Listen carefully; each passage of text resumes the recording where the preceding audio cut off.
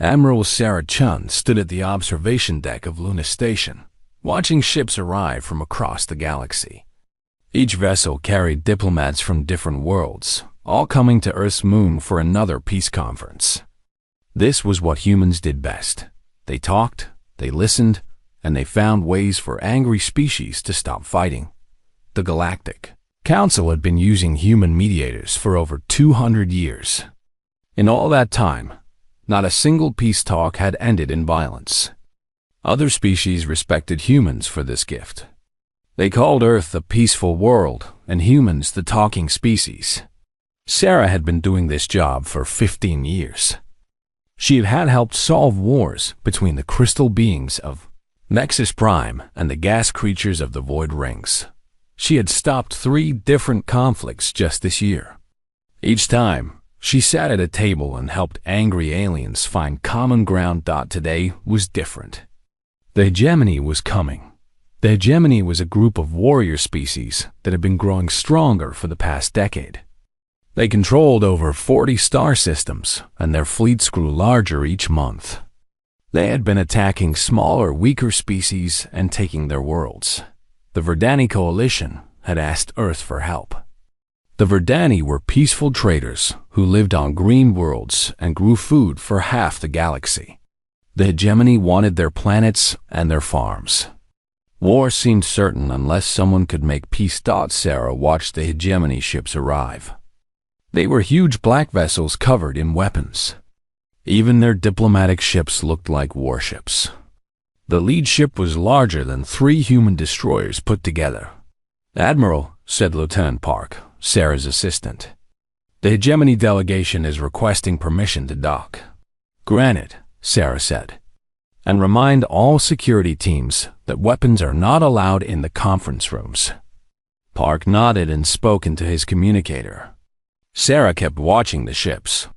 Something felt wrong about this meeting, but she could not say what.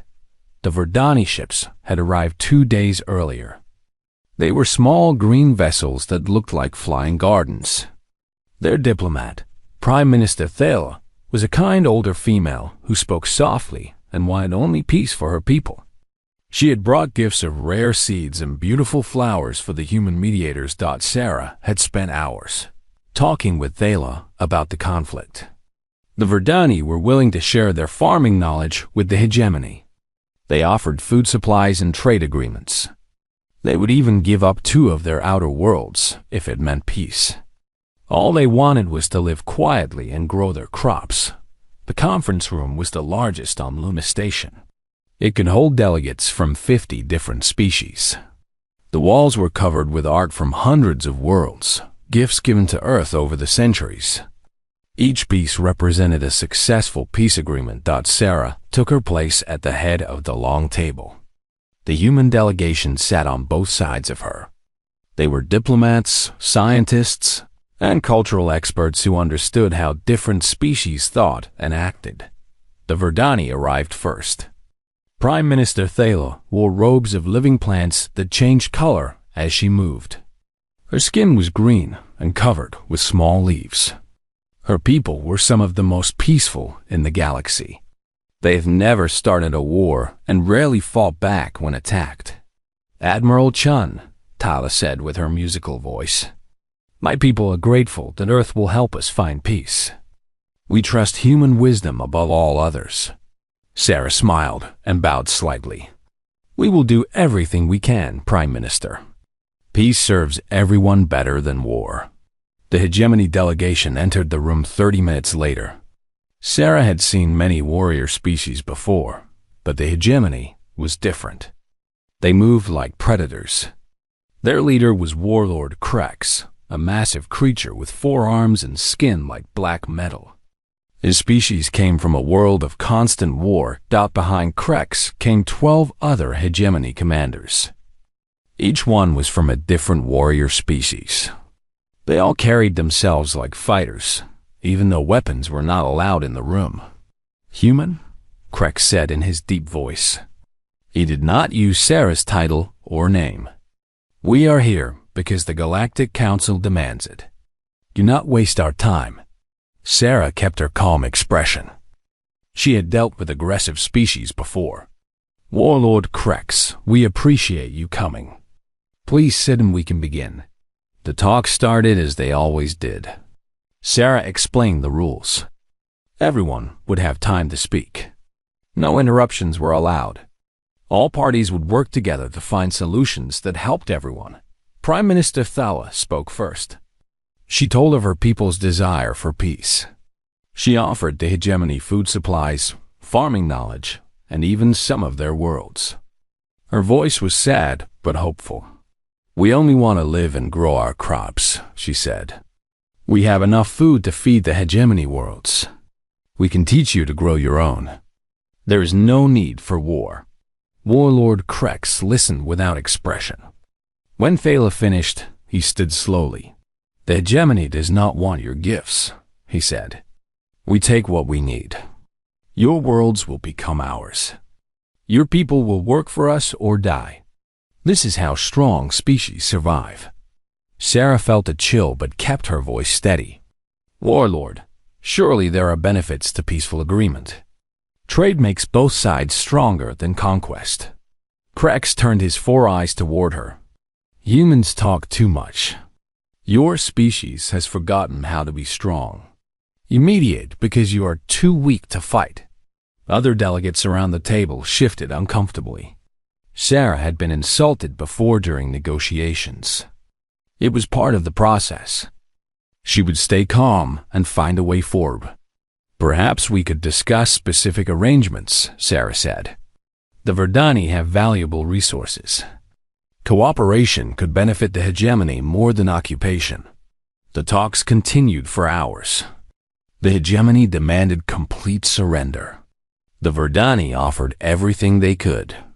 Sarah and her team suggested compromise after compromise. As the day ended, no progress had been made. The hegemony would not accept anything less than total victory. The Verdani could not agree to become slaves. "We will continue tomorrow," Sarah announced. All parties should consider the proposals discussed today. As the delegations left the conference room, Lieutenant Park approached Sarah. "Admiral, something is bothering me about the hegemony ships," he said quietly. "What do you mean?" Sarah asked. "They brought too many vessels for a diplomatic mission, and our sensors are detecting unusual energy signatures from their cargo holds." Sarah looked out at the hegemony fleet through the observation windows. The black ships hung in space like waiting predators. "Double our security patrols," she ordered, "and monitor their ships closely. Something does feel wrong about this." That night, Sarah could not sleep. In 2 centuries of human diplomacy, they had always found a way to make peace. But the hegemony was different. They did not want compromise or cooperation. They wanted conquest. She stood at her quarters window, looking out at the stars. Somewhere out there, the Verdani worlds were preparing for war. Innocent people who only wanted to farm and live peacefully were about to face destruction. Sarah had always believed that talking was better than fighting. Humans had built their reputation on being the galaxy's peacemakers. They were the species that had evolved beyond violence. Tomorrow, she would try again to find peace. It was what humans did. It was who they were. She did not know that by tomorrow night, everything would change forever. The second day of talks began like all the others. Sarah arrived at the conference room early to review her notes. She had spent the night thinking of new ways to bring the 2 sides together. Prime Minister Thala was already there, tending to a small flowering plant she had brought as a gift for the humans. Her green skin looked paler than yesterday, and her leaf-covered hands shook slightly. "Are you feeling well, Prime Minister?" Sarah asked. Thala looked up with her large, gentle eyes. "I am afraid, Admiral Chun. My people sent me here hoping for peace, but I fear the hegemony wants only war." Sarah sat beside her. "We have helped solve 847 conflicts in the past 2 centuries. There is always a way to find peace.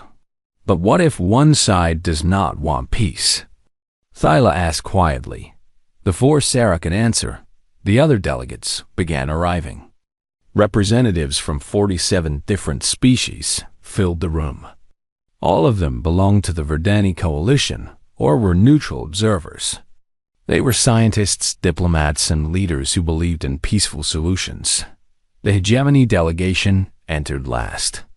Warlord Krex looked different today. He moved with purpose, and there was something cold in his 4 eyes. His commanders spread out around the room instead of sitting together. "We will continue where we left off yesterday," Sarah announced. "Prime Minister Thala, would you like to present your new proposals?" Thala stood and began speaking about additional concessions her people were willing to make. She offered to give the hegemony 3 more worlds and 50% of all food production. Her voice was desperate now. Krex listened in silence. When she finished, he stood slowly. "The talking is over," he said. Sarah felt something wrong in the air. "Warlord, we have many more options to explore. Perhaps silence, human." Krex raised one of his 4 hands. "You will speak only when I allow it." Around the room, the other hegemony commanders moved closer to the delegates. Sarah noticed they all wore the same type of belt device. Her security training kicked in. "Lieutenant Park," she said quietly into her communicator. "Alert security. Something is happening." Krex heard her and smiled, showing rows of sharp teeth. Too late for that. He pressed something on his belt device. Suddenly, energy shields appeared around each hegemony commander. At the same time, the conference room's doors sealed shut with a loud clang. "What is the meaning of this?" demanded Ambassador Jorel from the Crystal Confederation. "This is a violation of diplomatic law." "Your laws mean nothing to us," Krex said. He pulled out a weapon that had been hidden inside his belt device. "This station is now under hegemony control." Panic filled the room as the delegates realized what was happening. Many tried to run, but there was nowhere to go. The hegemony commanders drew their own weapons and pointed them at the trapped diplomats. Sarah stood slowly, trying to stay calm. "Warlord Krex, this is a protected diplomatic station. If you have grievances, we can address them through proper channels." Krex laughed, a horrible sound like grinding metal. "You still think this is about talking? You humans are so naive."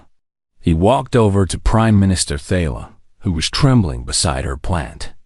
"The galaxy believes you peaceful species deserve protection. Today, we show them the truth." "Please," Thala whispered. "My people have done nothing to hurt you." "That is the problem," Krex said. "Weak species should not exist."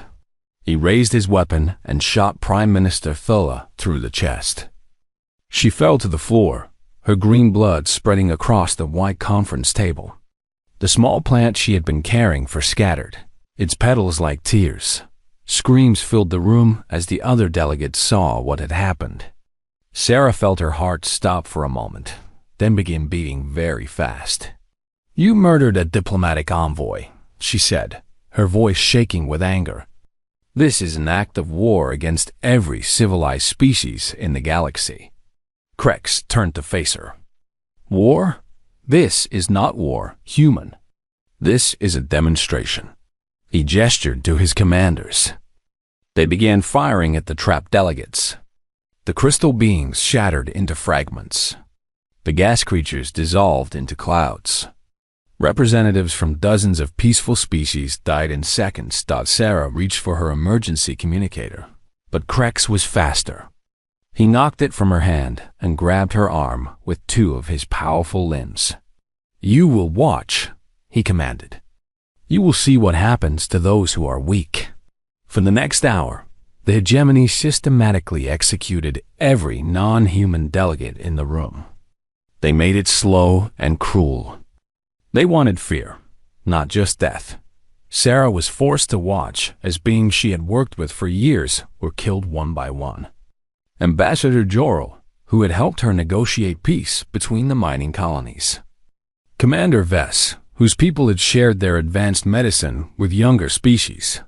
Dr. Helix, who had devoted his life to studying peaceful solutions to conflicts. All dead. All murdered while she could do nothing to help them. The human delegation was kept alive, but surrounded.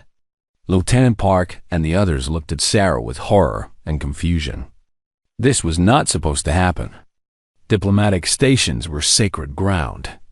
Peace talks were protected by ancient laws. When the killing was finished, Krex activated a recording device. "This message goes to every inhabited system in the galaxy," he announced. "Today, the hegemony has eliminated 47 weak species representatives. This is what happens to those who believe in peace over strength. The Verdani coalition no longer exists. Their worlds are now ours." He looked directly at Sarah. "The humans will continue to serve as our negotiators. They are useful pets who know how to make other weak species surrender without fighting." "We will never serve you," Sarah said, her voice filled with rage. Krex laughed again. "You will, because you have no choice. Your species talks about peace but has no strength to enforce it. You mediate because you cannot fight. You will help us convince other species to submit, or we will destroy them like we destroyed these fools." He gestured at the bodies covering the conference room floor. "This is the new order. Strength rules. Weakness dies. And humans will help us spread this truth because they are too civilized to do anything else." The recording ended. Krex and his commanders began leaving the room, stepping over the bodies of the murdered delegates. "Clean this up," he told Sarah, "and prepare your next peace conference. The Rigel Alliance thinks they can resist us. You will convince them to surrender." When the hegemony forces were gone, Sarah and the surviving humans were left alone with the dead. The conference room looked like a battlefield. Blood from dozens of species stained the walls and floors. Lieutenant Park was crying as he tried to help a wounded Aquari diplomat who was still barely alive. "Admiral, what do we do?" Sarah looked around the room at the carnage. In 200 years of human diplomacy, nothing like this had ever happened. The hegemony had turned Luna Station into a slaughterhouse. "Send a message to Earth," she said quietly. "What should we tell them?" Park asked. Sarah walked over to Prime Minister Thala's body. The gentle Verdani leader still held one petal from her plant in her dead hand. Sarah knelt and closed Thala's eyes. "Tell them exactly what happened here," she said. "Tell them every detail. And then tell Earth Command that Admiral Sarah Chun requests immediate evacuation of all human diplomatic personnel from every station in the galaxy." "Admiral?" Sarah stood and looked out the observation window at the hegemony fleet. The black ships were already moving toward Verdani space to begin their conquest. "Tell them the age of human diplomacy is over." For the next 72 hours, Earth went completely silent. No response to Galactic Council emergency sessions. No statements about the massacre. No diplomatic protests or calls for justice. The galaxy waited to see how the peaceful species would respond to this unprecedented act of violence against diplomatic law. They would not wait much longer to find out. The galaxy held its breath for 3 days.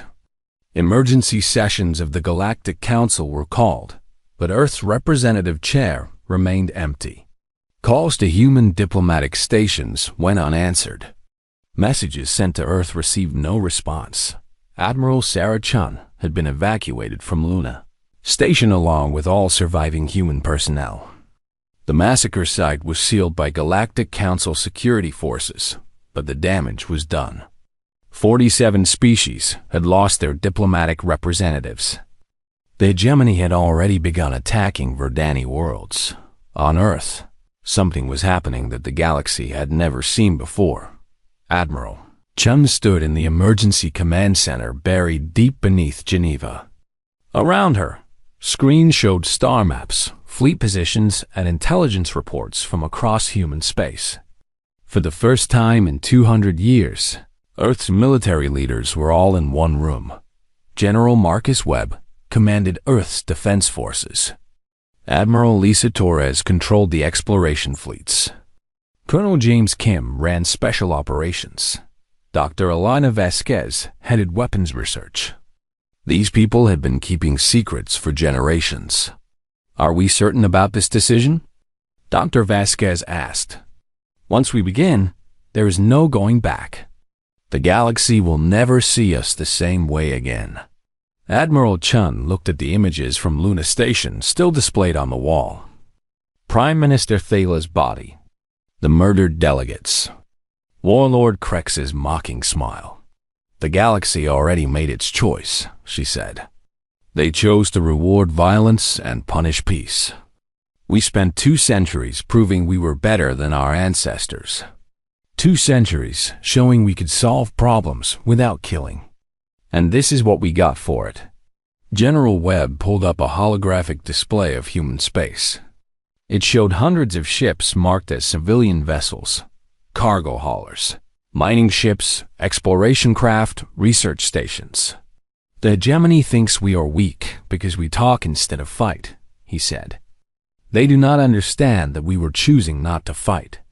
There's a difference. Admiral Torres activated another display. This one showed the same ships, but with different labels.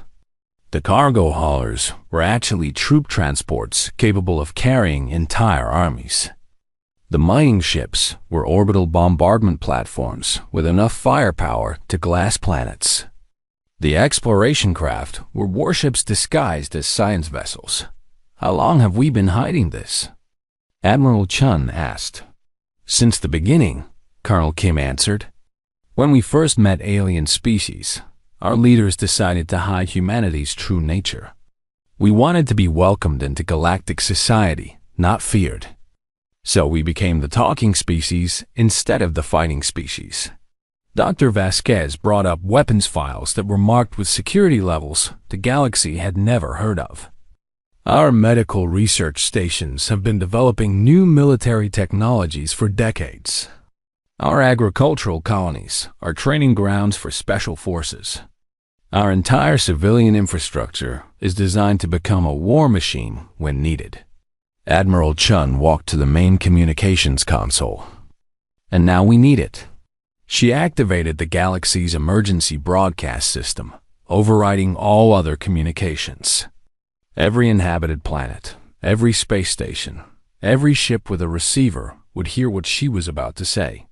Citizens of the galaxy, she began, her voice calm and clear. This is Admiral Sarah Chun of Earth. 3 days ago, the hegemony murdered 47 diplomatic representatives on Luna Station. They called it a demonstration of strength. They called humans useful pets who would help them convince other species to surrender. She paused, looking at the images of the massacre one more time. For 200 years, humanity chose to be the mediator species. We chose peace over war. We chose talking over fighting. We made this choice because we believed the galaxy could be better than the violent histories of our individual worlds. The command center was silent except for the hum of electronics. The hegemony has shown us that the galaxy does not want peace. It wants strength. Very well. From this moment forward, Earth recalls all diplomatic personnel from every station and every world. We are closing our embassies. We are ending our mediation services. Admiral Chun looked directly into the camera. We spent 200 years proving we were better than our ancestors. The galaxy has chosen to reject that gift. Effective immediately, humanity will respond to threats with the methods our ancestors would have used. We are done being civilized. The broadcast ended. Across the galaxy, beings who had known. Humans as gentle peacemakers stared at their screens in shock. What happened next surprised them even more. Human ships that had been scattered across the galaxy for decades suddenly changed their behavior. Cargo vessels near hegemony space began moving into attack formations. Research stations in remote systems activated weapon systems that appeared from nowhere. Agricultural colonies launched fighter squadrons that had been hidden underground on the Centauri mining station. Administrator Johnson received new orders from Earth for 30 years. He had been pretending to run a simple asteroid mining operation. In reality, he commanded a fortress that could control shipping through 5-star systems. "Sir," his assistant said, confusion in her voice, "we are receiving military activation codes. These systems have been here all along?" Johnson smiled grimly as hidden weapon platforms emerged from what had appeared to be asteroid mining equipment. The hegemony wanted to see human strength. They are about to get their wish. Across human space, the transformation was happening everywhere. Scientists became soldiers. Miners became weapons operators. Farmers became special forces. The peaceful face humanity had shown the galaxy for 2 centuries disappeared, revealing something the galaxy had never seen. Dr. Sarah Kim had been running a medical research station near the edge of hegemony territory. She had treated injured aliens, developed new healing techniques, and saved thousands of lives. Now she was activating combat systems that had been built into her station from the beginning. How many people knew? Asked her head nurse, an alien from the peaceful Kithani species. "Every human," Dr. Kim replied as her medical station transformed into a military base. "We all knew what we were hiding. We all chose to hide it. The galaxy never asked us why we were so good at avoiding war. They just assumed we were naturally peaceful." The Kithani nurse looked terrified. "But you saved my life when I was injured. You are healers. We can be both," Dr. Kim said gently. "Humans are very good at being whatever the situation requires. For 200 years, the situation required diplomats and peacekeepers. Now it requires something else." Word of humanity's transformation reached the hegemony within hours. Warlord Krex was aboard his flagship, preparing for another attack on Verdani colonies. When his intelligence officers brought him the reports, "The humans are mobilizing some kind of fleet," his chief strategist reported.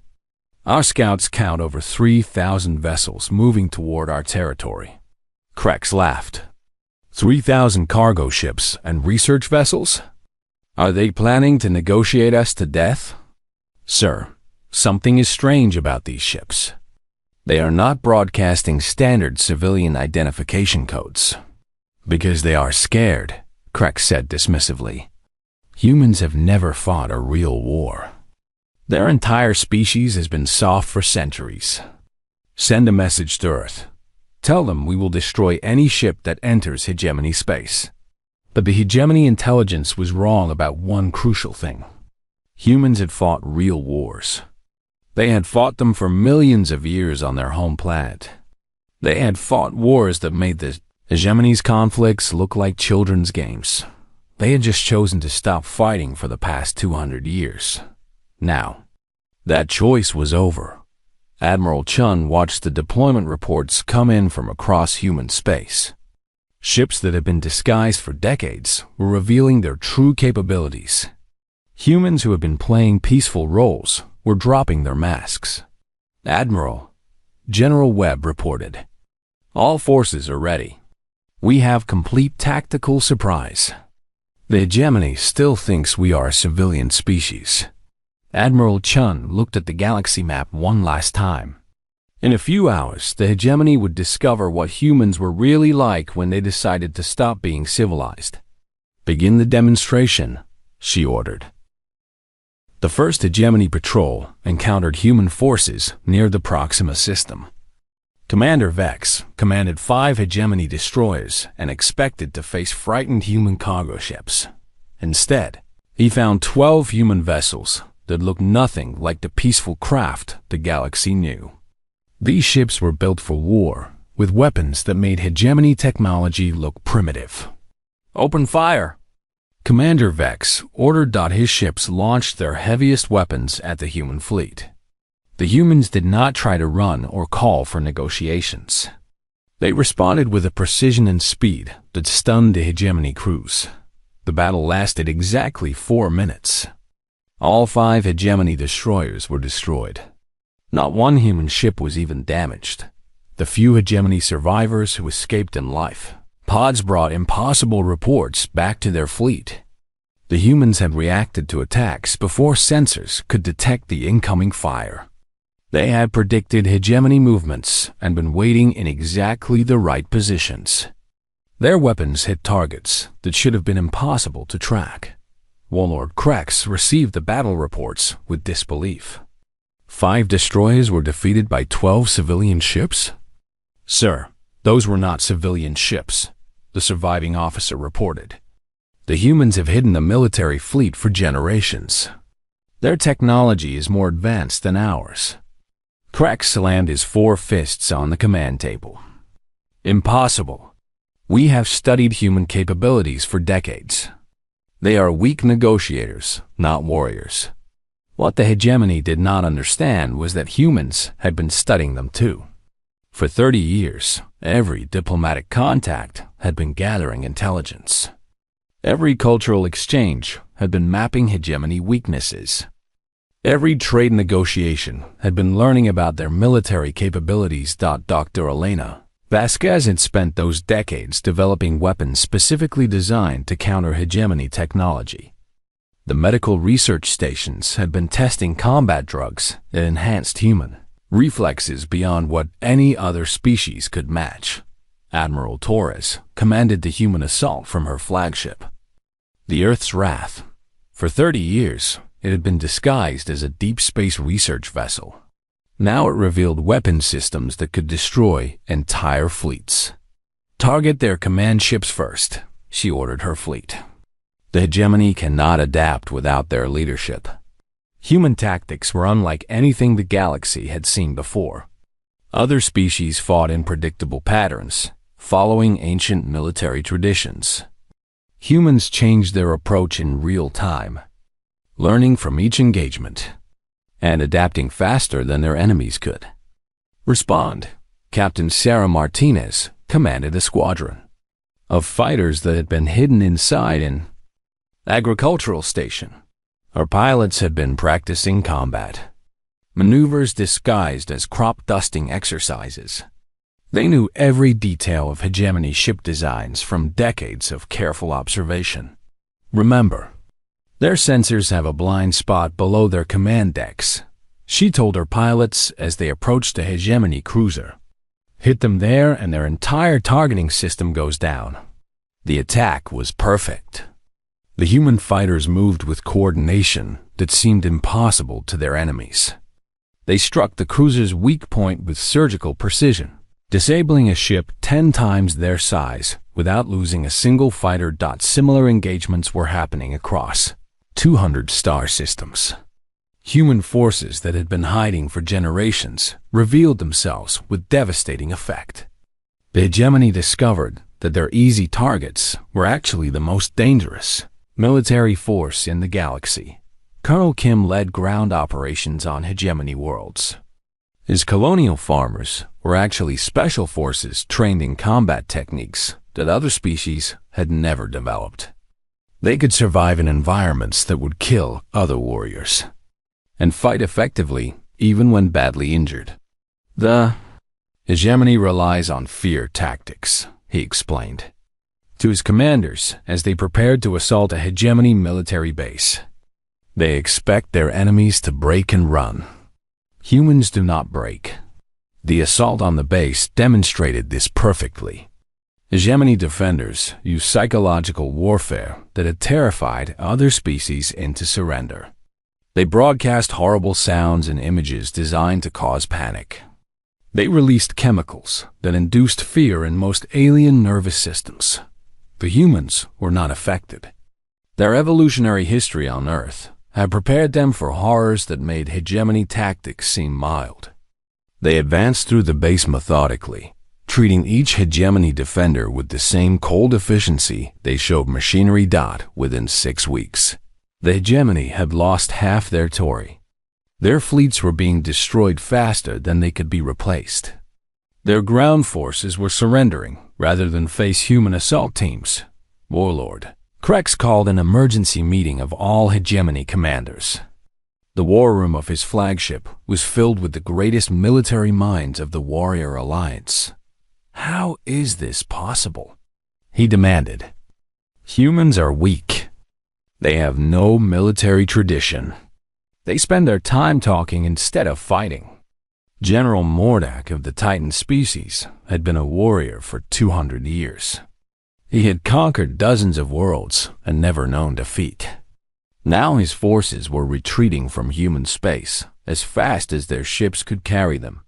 "Sir, I believe we misunderstood the humans completely," he said quietly. "They do have a military tradition. They have been hiding it from us." "What do you mean?" Krex growled. "Every piece of human technology can be used for war. Their cargo ships are actually troop transports. Their mining equipment becomes orbital bombardment weapons. Their medical stations are military bases. They have been preparing for war while pretending to want peace." Admiral Thok of the Raider clans added her own observations. "More than that, sir. The way humans fight is different from any species we know. They adapt to every situation. They learn from each battle and change their tactics. They coordinate across vast distances like a single organism. And they do not show fear," General Mordak continued. "Other species break under pressure. Humans become more dangerous when threatened. It is as if violence is their natural state, and peace was the artificial condition. The truth was worse than they imagined. Humans had evolved on a death world where everything wanted to kill them. They had survived by becoming the most dangerous predators on their planet. Their peaceful nature was not evolution. It was a choice they made after conquering their own world so completely that they had to create artificial challenges to stay interested. Dr. Vasquez monitored the war from her command center on Earth. Biosensors throughout human space showed that human soldiers were actually performing better under combat stress than during peacetime exercises. "Look at these readings," she told Admiral Chun.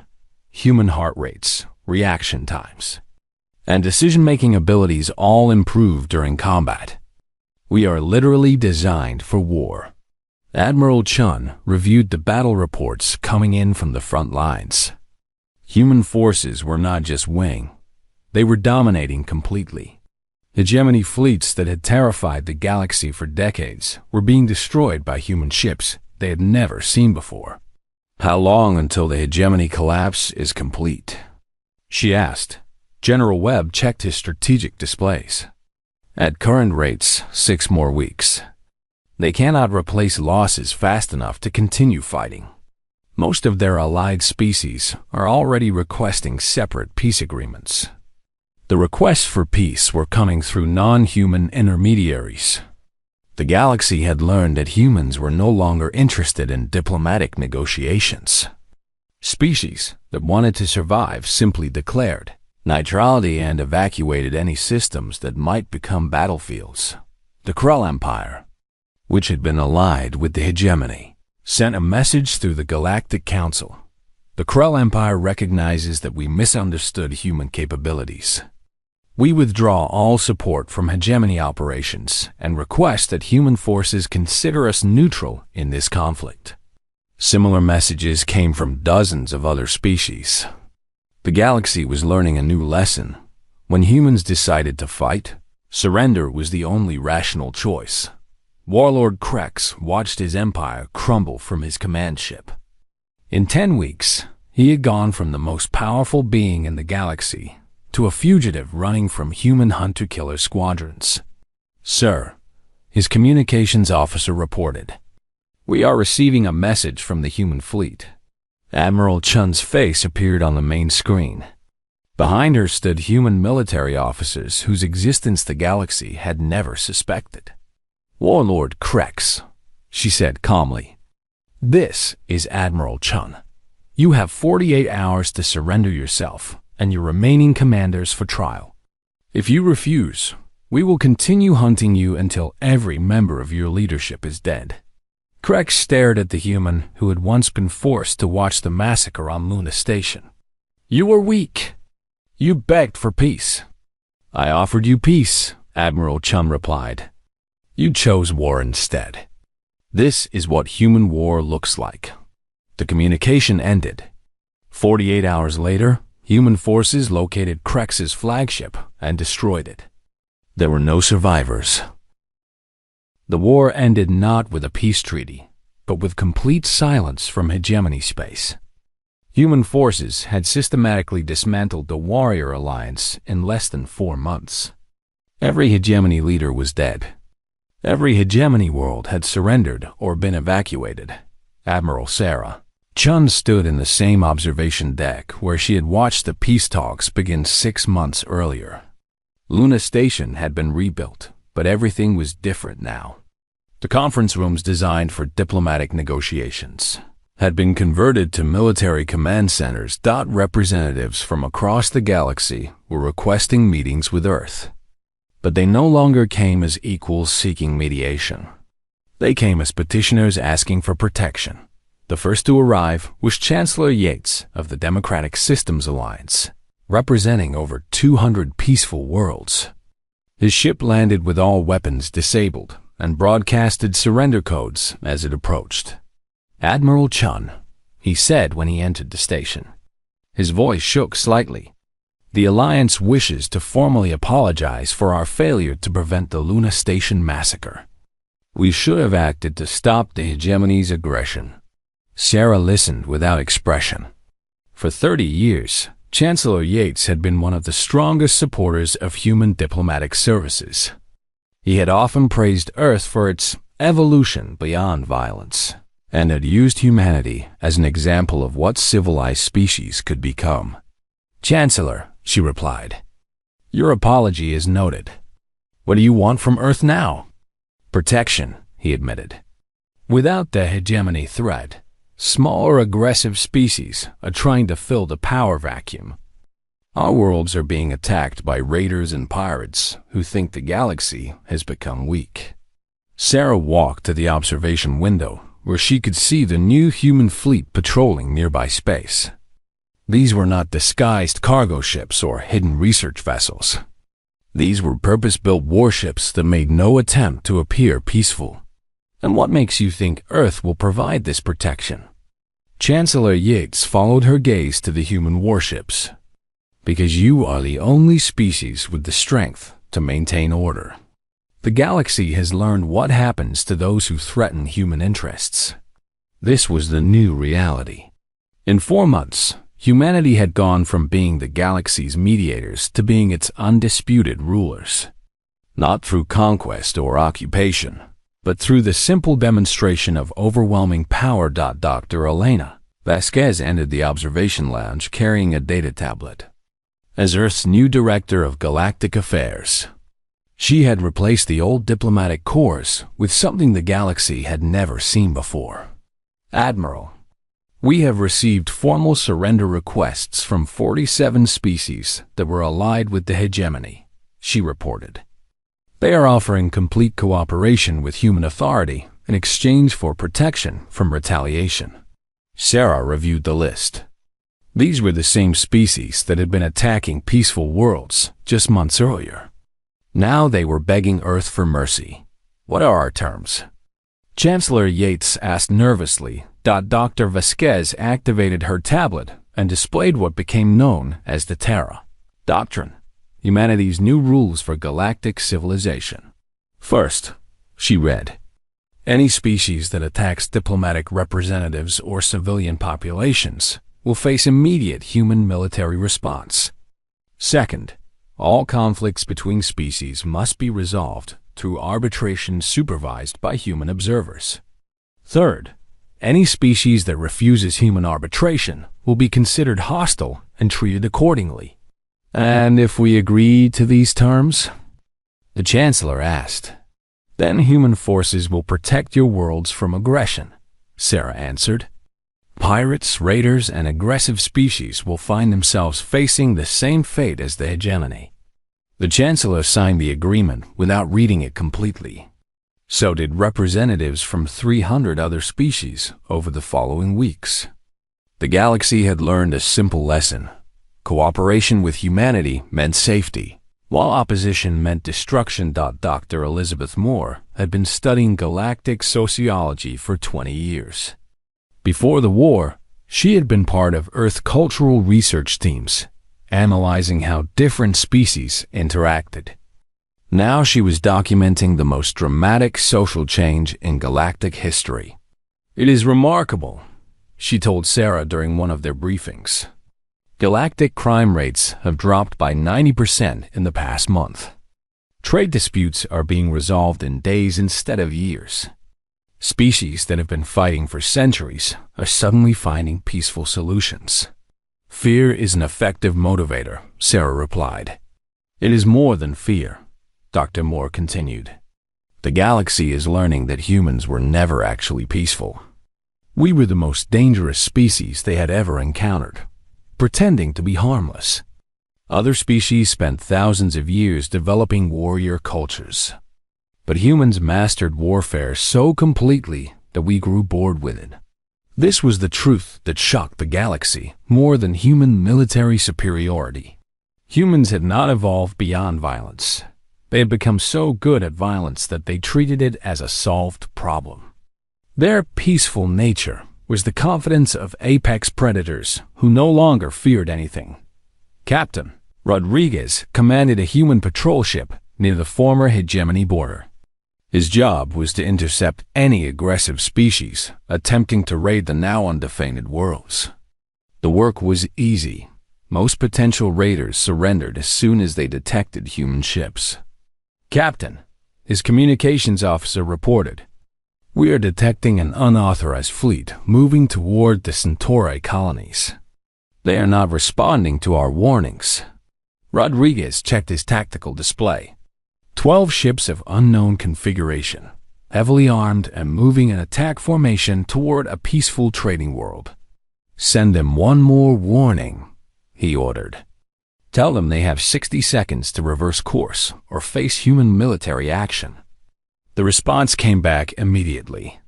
"Unknown human vessel, we are the Iron Brotherhood. We do not fear your species' reputation. Withdraw or be destroyed."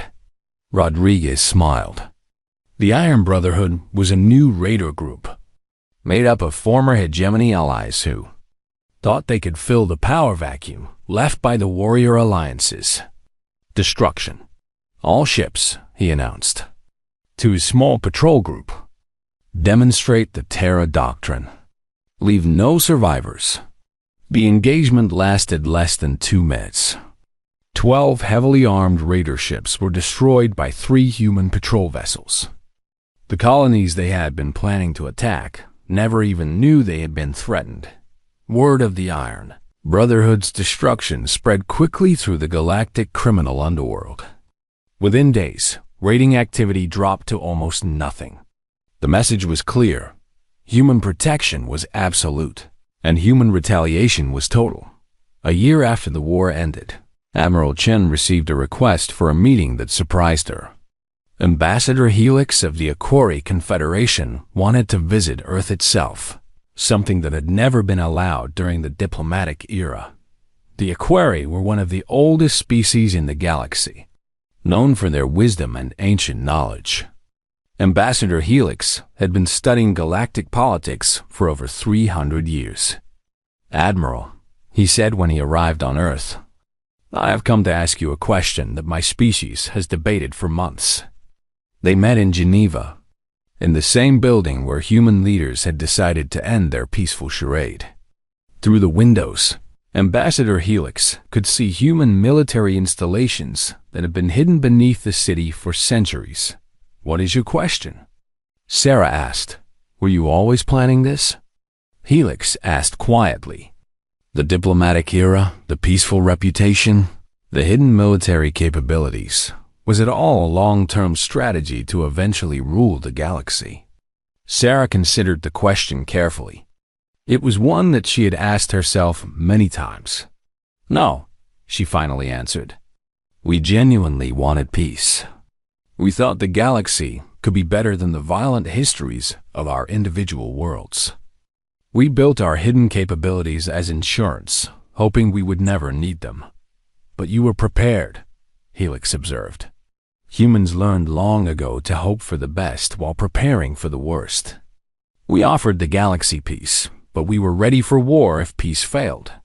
Helix looked out at the human city below, where millions of people went about their daily lives in a civilization built on controlled violence. And now? Now the galaxy has learned that peace requires strength to enforce it. The gentle species are protected because aggressive species know what happens to those who threaten them. Pirates do not raid because they know human forces will destroy them. Conflicts are resolved quickly because no one wants to face human intervention. Ambassador Helix nodded slowly. So humans have become the galaxy's guardians. We have become what the galaxy forced us to become, Sarah replied. We offered to be mediators. They chose to make us rulers instead. As Ambassador Helix's ship departed Earth, he sent a message to the Aquari Confederation. The humans have not conquered the galaxy. They have simply stopped pretending not to own it. The galaxy had learned the most important lesson in its history. There was a difference between a species that could not fight and a species that chose not to fight. Humanity had spent 2 centuries proving they were the latter. And now, for the first time in galactic history, there was true peace among the stars. Not the fragile peace of careful diplomacy, but the solid peace that came from knowing that violence would be met with overwhelming force. The age of human civilization was over.